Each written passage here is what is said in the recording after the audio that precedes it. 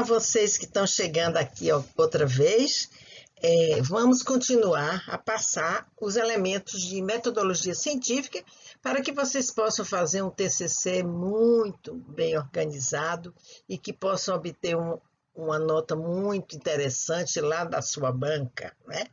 Então, hoje nós vamos falar a respeito de expressões em latim que vocês encontram em livros acadêmicos, não é? Principalmente quando vocês estudam e leem autores que são consagrados e que vocês veem essas expressões e muitas vezes não sabem o que significam e também não sabem que também poderiam utilizá-las no seu trabalho, certo? Então, eu vou esclarecer aqui para que vocês fiquem tranquilos. Olá, gente. Eu queria agora pedir a vocês que dessem aquele like aqui para o vídeo e que também se inscrevessem no canal se ainda não são inscritos. Isso vai nos ajudar a propagar os nossos vídeos, a tornar o canal mais conhecido e levar esses conhecimentos sobre metodologia a mais pessoas. Então, eu gostaria que vocês produzissem esses atos para nos ajudar na propagação do canal. Obrigada e vamos continuar o nosso vídeo. Aqui eu selecionei algumas delas, as mais utilizadas, e são a PUD, que significa citado por, segundo, conforme fulano, segundo fulano, e bidem, na mesma obra. Idem ou idi, do mesmo autor. Opus citatus, opus cite, significa obra anteriormente citada. Passim, significa aqui e ali em várias páginas. Et sequens ou et sequem, seguinte ou que se segue, certo? E depois nós temos o sic, que é assim ou dessa forma, e o CF, que significa confira, tá? Então, são essas expressões que nós vamos agora decodificar para que vocês entendam melhor. Bem, então aqui, o APUD, né, que é o primeiro, é um tipo de citação que, se você for utilizar, significa que você está cometendo algo que não deve ser cometido muitas vezes, tá? Durante uma tese, um trabalho acadêmico. O que é isso? APUD significa que você está dizendo, você está trazendo uma citação ou está fazendo um comentário de uma obra que você não leu no original, do autor que você cita. Você leu de um outro autor que utilizou esse autor primeiro no seu livro, tá? Então, você não teve a oportunidade de ler o autor original, então você tirou essa citação lendo o livro de outro autor que referenciou esse primeiro. Então, aqui você tem uma citação que é exatamente feita por Hall, né? Stuart Hall, em 1989, na página 78. E quando você coloca o APUD, significa que você não leu o livro de Hall, que você está aí citando as palavras dele, você leu isso nesse outro autor aqui, cujo livro foi desse ano e na página 32. Esse autor, nesse livro dele, citou na página 32 esse autor aqui e colocou a citação dele. E você simplesmente reproduziu isso na sua tese, tá? Então, não é aconselhável que quando você está lançando mão de ideias de um autor assim muito consagrado, que você não leia esse autor no livro dele, com as palavras que ele usou. Você simplesmente vai ler de segunda mão, vamos dizer assim. Se você não consegue encontrar o livro, tudo bem, você pode fazer isso, mas não faça isso com muita frequência, porque o seu trabalho vai ficar descaracterizado e vai ficar comprometido a qualidade dele, tá? Então, ibidem é outra expressão, né? Então, eu digo, na página 18 de um trabalho que você está escrevendo, você fez uma citação literal, quer dizer, entre aspas, né? De um livro de Garcia Canclini, e você colocou os dados desse autor, Garcia Canclini, 1999, página 56. Perfeito, tá? Entretanto, lá adiante, numa página seguinte, na página 25, você faz outra citação dele, ou então você comenta as ideias dele, né? Traz as ideias deles comentadas. Então, é o mesmo Garcia Canclini, e você não precisa botar o ano aqui e tal. Se não for uma citação literal, for um comentário, não precisa botar página. Você só colocaria Garcia Canclini e Biden. Agora, se for em outra página, então você coloca 58. Mas esse Biden aqui significa que é o mesmo livro que você já citou antes, tá? Então, não precisa, porque fica muito repetitivo, você está citando toda vez a mesma coisa. Então, o ibida já indica que é aquele mesmo livro. Idem oidi é quando as citações do autor que você está fazendo, você vai repetindo, elas estão na mesma página. Então, você simplesmente, na primeira vez que você cita o autor, você coloca o ano do livro e a data, e a página. No final dessa mesma página, por exemplo, você faz outra vez uma referência ao mesmo autor e o mesmo livro dele. Então, você não precisa mais colocar os dados, você só coloca o nome dele e coloca idem, para indicar que é o mesmo livro, tá, que você está citando. Não precisa repetir os dados outros. Entendido isso? Agora, outra expressão, opus citatum ou opcite, tá? Como no caso anterior, né, significa obra anteriormente citada, na mesma página ou nas páginas posteriores. Geralmente se usa isso, usa-se no texto, mas em geral usa-se isso nas notas de rodapé.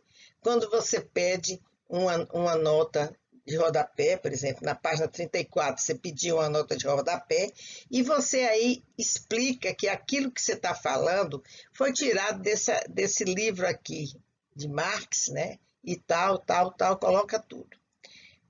Aí você vai na página seguinte ou na outra página, você vai citar o mesmo autor, o mesmo livro do autor, tá certo? Em outra nota de rodapé. Então, você simplesmente coloca o nome do autor, o sobrenome do autor e o ano, e coloca opcite, para dizer que aqueles dados que você citou na primeira nota se repetem nessa agora, tá certo? Então, é uma maneira de simplificar o trabalho. Eu acho que aqui, nesse caso, você deve sempre utilizar isso para facilitar a sua vida. Agora, a outra expressão, et sequens ou et sec, quando são comentadas várias ideias do mesmo autor em páginas diferentes, certo? Você comentou aqui, no caso aqui a gente tem Maria Helena Chauí, você comentou do livro dela de 1988, em páginas diferentes você vai citando ela, não é? Aí não precisa você dizer aqui, dar esses dados, você simplesmente, quando você faz o primeiro comentário, você coloca Chauí, o ano do livro, e que página, e a partir da página 68 que você está comentando, do livro dela, né? Então, 68 et sequens, que significa que a pessoa que quiser conferir nesse livro dela, ela vai para a página 68 e segue nas páginas posteriores, certo? Então, essa expressão é usada para se se informar isso para quem está lendo, tá? Depois a gente tem aqui o SIC, essa daqui eu vou comentar em seguida, o exemplo vem no próximo slide. Então, nós temos aqui SIC, que é uma expressão que você encontra algumas vezes e você fica sem saber o que é, né? É como se fosse uma interrogação. Então, significa o seguinte, muitas vezes você está lendo o autor, ou por uma questão de erro de correção, ou sei lá, o autor realmente escorregou por ali e fez alguma coisa que deixou uma ideia que não ficou muito clara. Então, você coloca o SIC para indicar isso. Quer dizer, para dizer o seguinte, que quem escreveu isso foi o autor que você está citando, não foi você que escreveu aquele erro, não. Então, você coloca o SIC para indicar isso. Olha, isso aí eu tirei lá do autor que eu li. Então, eu estou dando aqui 2 exemplos. O primeiro, né, uma citação: o luar de prata se escorria pela encosta do monte e me deixava muito agonizado. Então, aqui tem 2 SICs nessa mesma frase. Então, Fagundes, aqui, nesse livro de 1999, na página 40, colocou esta pérola de frase, né? Então, o luar de prata se escorria. Então, ficou uma coisa meio esquisita isso aí, né? Essa expressão. Pela encosta do monte e me deixava muito agonizado. Eu acho que deveria ser agoniado, né? Agonizado é uma palavra que não existe na língua portuguesa. É uma palavra que é criada por ele, não sei, e que, na verdade, ficou também muito esquisito nessa frase. Então, eu por uma questão intelectual, eu vou colocar vamos dizer, de liberdade intelectual e de coerência intelectual, eu coloco SIC. Eu não concordei com nenhuma dessas coisas. Para mim, isso aí está esquisito. Então, eu coloquei isso, dizendo que foi ele que escreveu. Eu só fiz transcrever. E a outra expressão é a seguinte, é um diálogo, então tem assim: eu juro que não tive a intenção de lhe ofender, retrucou Alfredo. Então, intenção aqui não é com S, é com C cedilha. É um erro que é muito comum ocorrer e que isso aqui deve ter sido um lapso que o revisor não percebeu ou o revisor não viu e deixou passar esta pérola. Então, eu também coloco o SIC aqui para dizer que não fui eu que escrevi aquilo, não. Eu tirei dele do jeito que estava lá. O erro foi dele, não foi meu, tá bom? Então, aqui tem a citação do autor e a página de onde foi tirado, né? Agora, passim é semelhante a et sequens, né?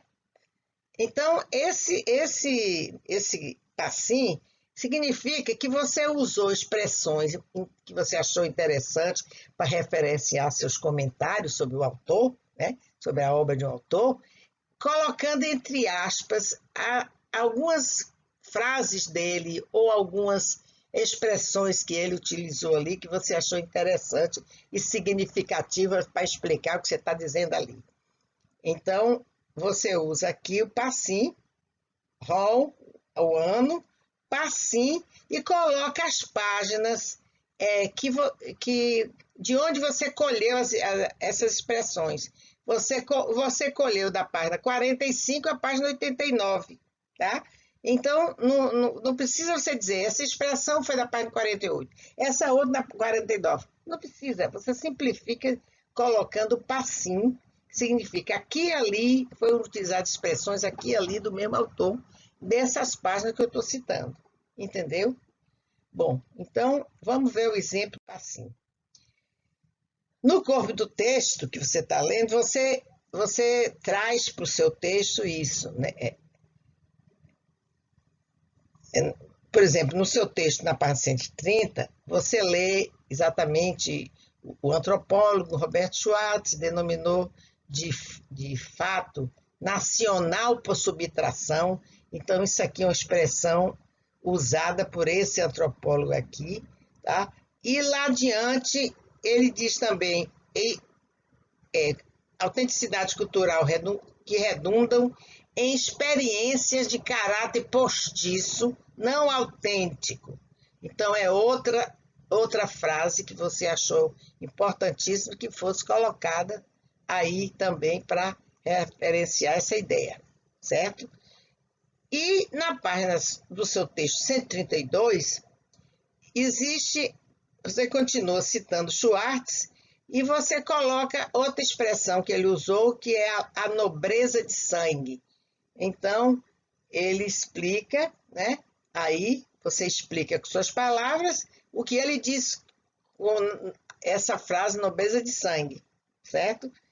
E aqui no fim você coloca o nome do autor, o ano, e coloca passim, para indicar que essas expressões foram retiradas das páginas 89 a 93, correto?